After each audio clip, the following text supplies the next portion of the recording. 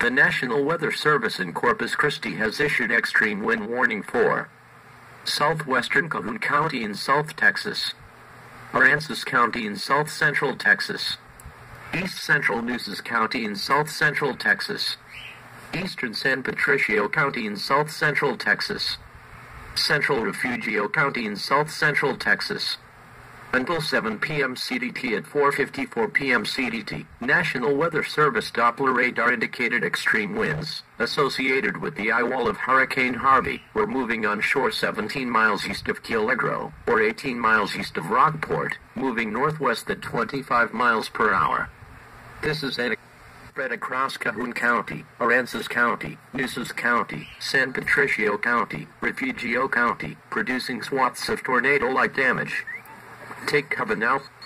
Treat these imminent extreme winds as if a tornado was approaching, and move immediately to the safe room in your shelter.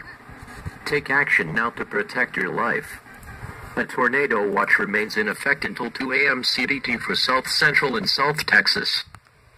Oh my god, it's a tornado!